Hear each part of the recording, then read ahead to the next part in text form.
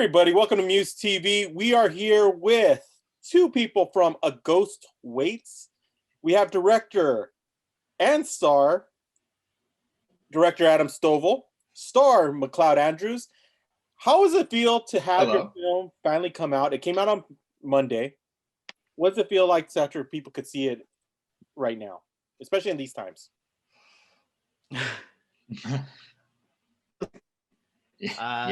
We worked on this movie for 5 years, and you never, especially when you're working on something so small, like you don't know if it's going to get anywhere. You don't know if people will ever actually be able to see it.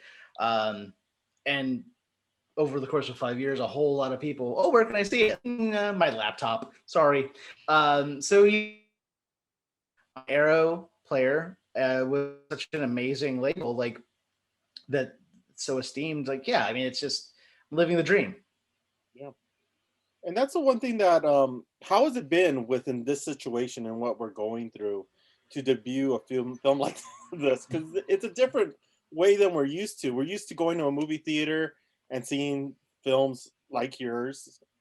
What has it been like? Has it been a different experience?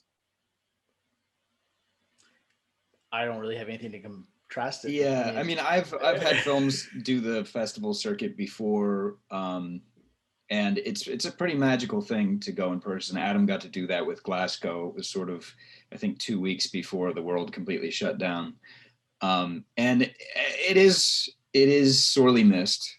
I mean, getting to watch people respond to your work, and if you were so fortunate to have touched them, to hug them, to thank them in person for being there, for sharing that time with you, that's hard to replace. And I've missed it a lot.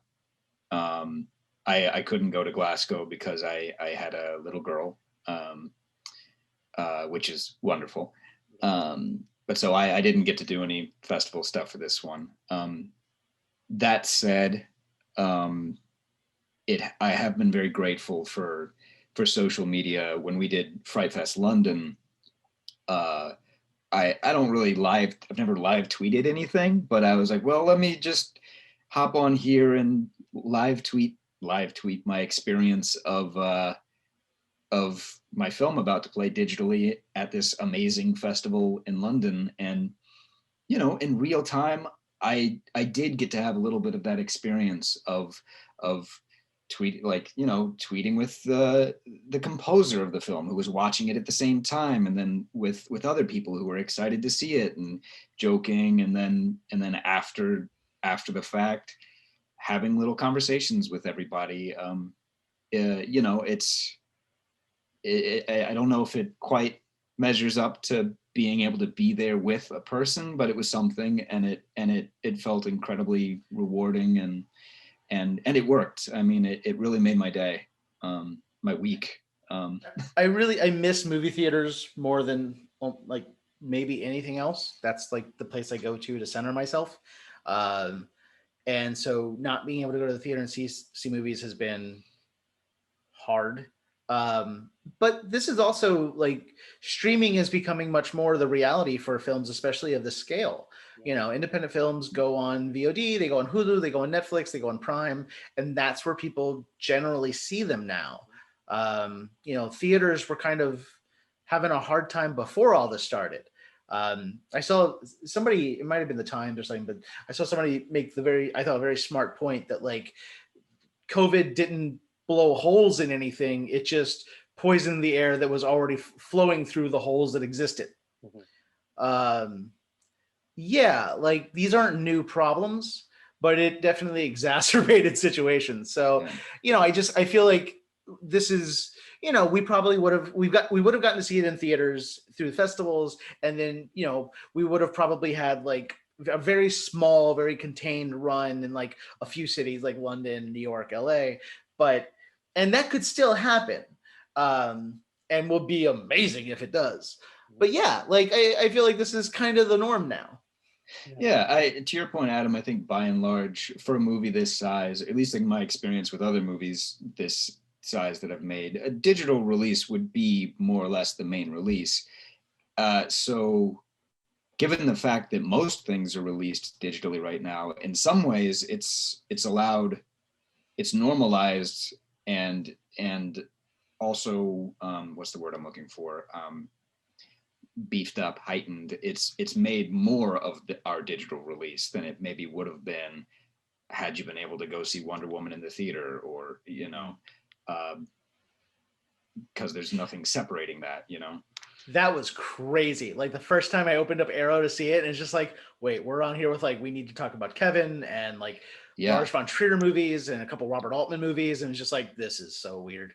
We're like a real movie. Hey, that's pretty cool, because your movie is it's a great movie for this time, because not only it's a great love story for one, thank you, with horror embraced in it.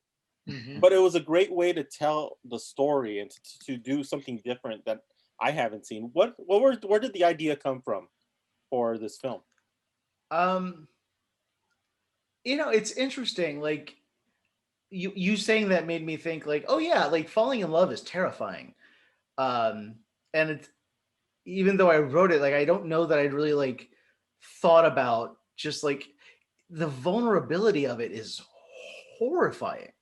Like you're showing John Mulaney has a bit that I was just watching this especially the other night, and he's like talking about an ex who cheated on him, and beforehand it's like you hear about somebody murdering someone, you're like, how could one person kill another? And then you get cheated on, you're like, oh, I get it, like I wouldn't do it, but I get it. And he was just like, listen, I'm not saying that like I'm not endorsing violence, but anyone who's touched my dick and met my parents needs to die. They got too much information. They can't be running around. Where this came from was basically a video game called PT and a web comic called Saturday Morning Breakfast Cereal. The PT is a first-person haunted house puzzle game that's my friends Brian and Jen Price had me play, and was just it was super fun, and I had them cracking up laughing because of just how I respond to a haunted house, which is like creepy noise and stuff moves, and I'm just like, nope, not gonna engage with this. I'm fine. And then like the webcomic Saturday Morning Breakfast Cereal, man asks a woman, what do you think is the most American movie? And she says Ghostbusters, because here's a movie where you have undeniable proof of an afterlife, and the whole thing is about growing a small business and navigating government bureaucracy. And I thought, well, that's hilarious, but also like, yeah, ghosts do mean there's an afterlife. I have so many questions. Like the first thing I thought of was like, if I saw a ghost, I would just be like, wait, is there a God? Because like, that's a biggie. And you would know, like far more than I would. And that's kind of what started it, was just kind of wanting to interrogate the idea of a haunted house through a less reverent perspective or prism. MacLeod and I we met on the set of another movie, and we kind of became fast friends because we find a lot of the same stuff interesting. We have very similar senses of humor. And so yeah, like we kind of gravitate towards these kind of stories where it's like, oh, I haven't seen this before. That's a perspective that's new. Tell me more. Does he have a car? Was it love at first sight? Yeah. Uh-huh. But MacLeod, that's the one thing, like in this movie, your character, he like, you did such a great job in portraying him, because it felt like any guy down the street, and like you could hang out with him, you get a beer, and literally within minutes, and tell the story and talk about, and you portray him very well. How was it delving into the character in this film, especially working with somebody who's your friend, and to develop something really amazing? The short answer is wonderful. It was wonderful. I sort of, when Adam wrote the script and I was, flying out to start shooting, what excited me was that I think more so than anything I've been able to act in before, there was an opportunity for me to kind of be myself, to play something close to self. And so my goal the entire time was just to lay back into the the words that Adam had written and strip away my defenses and just meet every scene with as much, sincerity, openness, and curiosity and sense of humor as I could. I wanted to do something very transparent, and A Ghost Waits gave me the opportunity to do that. So it was a joy to show up on set every day and just, try to meet this haunted house with that sense of, okay, crazy. Hey, ghost. I mean, like Jack by nature is this like earnest, like, whoa, all right, yeah, tell me more. Jack is a fairly, unguarded soul, which is in part, I think, why he gets hurt by the world so much, or before the action of the film. But so it felt really good to step into that. And with the script, I was listening to a lot of the lines in the script. How much of it was how much did you stick to the script? Because there's a lot of things that are being said within the movie that I'm just like, so natural. Like, there's no way this was like really like you automatic. Like, one day you had a pizza guy come up and was 30 years old. It's like, usually this is a young man's guy. Like, were these all lines that were stuck in the script, or how much improvisation was there within? Well, so I'm glad I was actually going to ask you, like, give me an example. What's something that felt like it was improvised? That example of the pizza guy, that was written. Yeah, that was not improvised. That's just Adam's dialogue, which is so fun, and it flies off the page. I've often said whenever I'm reading a script of his, I end up mumbling to myself because the words want to live. So that was scripted. There are other scenes where there's vamping going on, where I talk to the toilet, that was improvised. Some of the interrogation with Muriel is improvised. A lot of it isn't. A lot of it is scripted, but there's little flourishes here and there where either it's me and Natalie playing with each other, or I'm playing. And the thing I love is Adam creates the space for that. He is not precious about his words.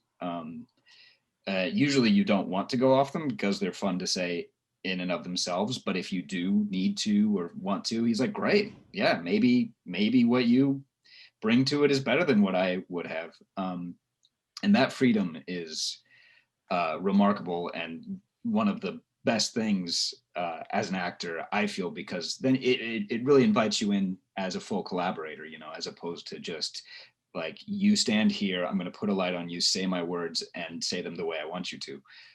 That wasn't the case here. So yeah, some of it, there's some flourishes of improv, but probably less than you might think.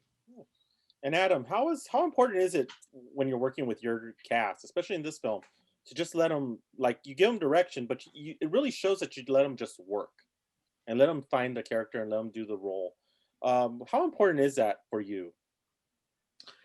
I have a philosophy with actors that it's their job to know the characters better than I do. If this is successful at all, then they're going to be associated with that character far more than I ever will. So, and it starts in casting. I mean, I knew that MacLeod was going to be Jack. If I told MacLeod about it and he said that doesn't sound interesting to me, this movie wouldn't exist. But then we cast Natalie and we cast Sydney, and when we did that, when I would talk to them, we don't start with a script. We start with the character. They've read the script. And I just asked them, like with Sydney, I remember saying, what music do you think she listens to? Because I've never been a teenage girl. And Sydney was like 20, 21 at the time. So she had just been a teenage girl. It's like, yeah, you're going to know this character in your bones. I know the point of the character that I'm trying to make. I know where they fit in the symphony, but the instrument, so like, this is, just run with it, play with it, make it yours. And, because it's a microcosm of the film. You know, when you're making a movie, especially at this scale, you're trying to say something that nobody else can say. Well, MacLeod is going to play Jack. I almost just said Mac is going to play JaCloud, which is how broken my brain is now. I should probably sleep soon. I should sleep soon. But MacLeod is going to play Jack in a way that no one else can. Natalie is going to play Muriel in a way that no one else can. And what I kind of learned, especially because, you know, we tried to make a few other things, a few other films before this one. The process of casting, you're looking for 100% right. And 99% right is really close, and they look really good and they feel really right, but they're not 100. And craft can get you to 99, discipline can get you to 99, but instincts are what make you 100% right for something. So it is, you know, I view it as my job. I like to say I build a sandbox. You know, I build a sandbox and I fill it with the kind of sand I like, but then it's like you make the sandcastle that only you can make. You play in this in the way that you want to play. You know, and if you don't want to play in the sandbox, okay, where do you want to play? I'm not the actor that they are. I can't do that. And to the point that, like, when we're talking about how to play a scene, it's just like, well, this is the point, but like, what do you think? You know, like, you're the authority of Jack, you're the authority of Muriel. And then because I don't know what they're going to do, it's so cool then when you're watching the monitor or something and you're just like, oh shit, that was dope. Like, I wouldn't have come up with that. Yeah, make the Twitter talk. Do it again. I got to walk away because I'm laughing too hard, but go. Yeah. And you know what? That's what makes, for me as an audience member, when I saw the film, it made it so enjoyable, and you could tell. You could tell you both had a lot of fun making this film, and seeing the final product, and you see, like, you could tell, like, people, like, you could tell there was an enjoyment in it at the end, and that's something that I really truly love, because then I could show that to my students, like, who want to make films, and go, hey, this is a good concept of how to make a film and how to do it, and to do it well and make it very lively. What are your thoughts about that? So I grew up in Northern Kentucky, Erlanger and then Florence, very small towns, 10, 15 minutes south of Cincinnati, Ohio. But, you know, we had like a video store that we could go to, but I didn't know anybody who'd ever made movies. And I knew from, like, very early on that this is what I wanted to do. But I never really had anything tell me I could, you know? It was like, oh, that's cute. Like, oh, that's cool. Well, maybe one of these days, but, like, you should probably get a real job. And I got many, and I was bad at almost all of them. So I wanted, with this, you know, less than, like, we get asked a lot, like, oh, what movies inspired you? And I can't really say that, like, movies inspired this film, but music inspires me a lot. And the thing that I kept thinking about was In the Aeroplane Over the Sea, the album by Neutral Milk Hotel. It's a very simple album, but it is achingly beautiful. And I think people confuse simplicity with ease. Mm-hmm. It's really hard to make something simple. And it requires a lot of vulnerability and focus.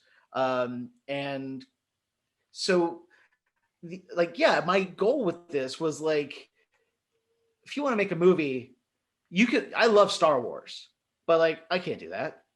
You know, like, 15 years old, and you're like, I can't make a spaceship. But you watch Swingers and you're like, well, I can do that. Like, and I kind of wanted to make something like that, something that someone like me, some, like, 14-year-old kid, I mean, now it's a totally different thing. They have the internet and they can do whatever, and they're all geniuses in comparison to where I was at that age. Sometimes you just need to be told that you can do it. And that was kind of one of my goals with this, was, like, I don't want anyone else to have to deal with the shit that I dealt with. The crippling self-doubt just because you never saw something that was, or no one ever told you that you could do it. Yeah. Yeah, and I think that's what really comes off. And I think, like, MacLeod, I love your acting in this. I mean, I think thank you so much. Really great. I mean, it was great acting. I really appreciate that. You could tell the work that the love in that work. One quick question for both of you: was this, even though it's more Adam, but I would like your input in this too, MacLeod. Was it always supposed to be in black and white, or was it going to be color, but you decided to go to black and white? Because I think black and white gave it a nice nuance that color probably would have taken away from what you see visually. Weirdly, it was both. So in the lead up to making it, I at one point I was like, oh, you know what? I think I want to make this in black and white. I love the black and white aesthetic, and I love classic films. I knew this was going to be closer to classic horror than modern horror, even though the storytelling is very modern. And so I was on a location scout with my UPM, Chenny Chen, and I remember telling her, like, I think I want to make this in black and white. And it was just like a record scratch. She was like, no, you're not going to do that. No. And she was right. Like, black and white's a really hard sell. We got told, we heard a lot of no's from festivals and distributors because it's black and white. And people don't want to watch black and white now, which I think is dumb, but like, whatever.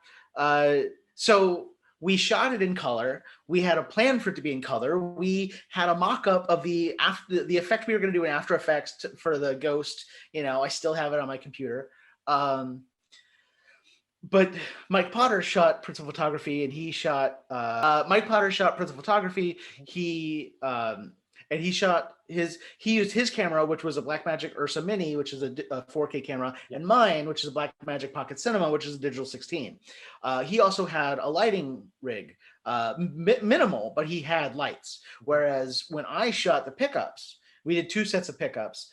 And I shot those with my camera, but also outside of one scene, we used natural light all the time. So, you know, when it came time when we were editing and then getting into color correction, there's those slight differences, and I couldn't quite get it visually cohesive to the point that I wanted it. So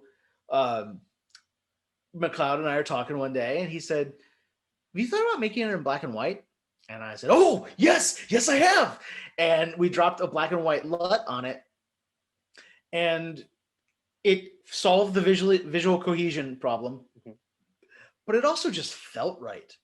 You know, it felt right thematically and tonally. You know, you've got these 2 characters. She's from Victorian era England. He is from contemporary America. You know, you've got to kind of create a space that accommodates such a dichotomy. And for whatever reason, and I don't know if it's because black and white is, I don't know that I'd say an affectation, but it highlights the unreality of the piece, you know? Yeah. Like that opened it up to where all of these things could kind of coexist without drawing too much attention to themselves. We were talking about the whole idea of the color in black and white. Yeah. And he was saying, and he gave up saying that you were part of this whole thing to make it black and white too. No. You guys talked about it. Yeah. Yeah. Wait, what? What's the question? Well, yes, we'd been going through posts and different edits, and Adam probably mentioned that there was difficulty, matching footage just because we shot on different cameras, and it felt holistic to go black and white for the movie in and of itself, but also it helped solve some technical issues. So I figured let's give it a crack. And one of the really cool things, and like the huge lesson on this, was the difference between a good idea and the right idea. And like I said before, with Natalie and Sydney, the second, Natalie did a self-tape, and the second it starts, it's just like, yep, that's Muriel. Madeline Winters, who did the makeup, did like mock-ups for character design, and the second you see it, you're like, yep, that's what that character looks like. The moment we saw this movie in black and white, it was just like, oh, there you are. Yeah, there you it are. really was. It was just, and I remember I was sitting with a friend of mine who I've made movies with in the past, and I was just like, what do you think? And he was like, yeah. I was like, yeah. It was just like immediate, like that's what this movie is. That's where it lives. And I think this is a perfect example of how, and it will show our audience how much a collaborative effort making a film really is. And being able to hear everybody and hear how to make a good film like this and how you do it together. And what can you tell the Muse audience to get them to go to Arrow and watch A Ghost Waits? Well, the glib answer is that there's a free trial, so it doesn't cost you anything, literally. And it's not a terribly long movie. No, it's a little movie with a big heart. You know, we made it with a lot of love and a lot of gratitude, and the spirit of collaboration. Both of us really love that, and like it doesn't end when the movie's done, because then people see it, and the conversations that we get to have through social media with people, or in the case of Glasgow, that I got to have like there in the theater with people, it means something to folks, and it's really cool. Like, I know some filmmakers and some storytellers struggle with the idea that the audience takes it and they're going to kind of read their own stuff into it. And it's like, well, that's not what I intended. My intentions. Whereas like, I feel like I told the story I wanted to tell, and everything that I wanted it to have is there. But then like people fixate on things, and it's really interesting. And sometimes you're just like, well, that's a bit of a leap, but cool. And sometimes you're like, oh yeah, that is what we were doing. Cool. And like, thanks for explaining the movie to us.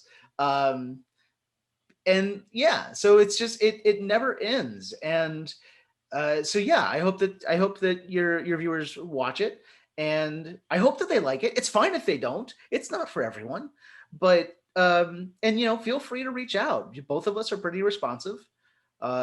And we love hearing from folks. And especially with the ending of the movie, it's a conversation that I never shy away from having. So if you watch it and you find that the ending is a bit troubling, please feel free to talk to me, because I am always down to have that conversation. Very cool. Very cool. And how could they find you on social media? How will they be able to follow you, especially for MacLeod, your next role, and Adam, your next film? Please let them know. I'm available. I only do the Twitter. Tweet at MacLeod Andrews. That's usually the best place to get a hold of me. And I'm Southern. Did you get rid of your Instagram? What's that? I haven't gone on Instagram for. Okay. I wasn't willing to delete the account, but I deleted my Facebook account. Yeah. But I don't go on Instagram anymore. So okay. Twitter's the best way to get a hold of me. I am also on Twitter at Adam Stovall. And then the movie has a Twitter at A Ghost Waits Movie. And then I'm on Instagram at Not Adam S. And for the moment, I'm on Facebook, but I almost never use that. So Twitter is definitely the best way. Very cool. Very cool. Hey, thank you so much for talking with us. Really appreciate it. We love the film. I thought it was a great film, and I hope everybody else enjoys it. And we'll see you next time. Thank you for your time. Yeah. This was lovely. You.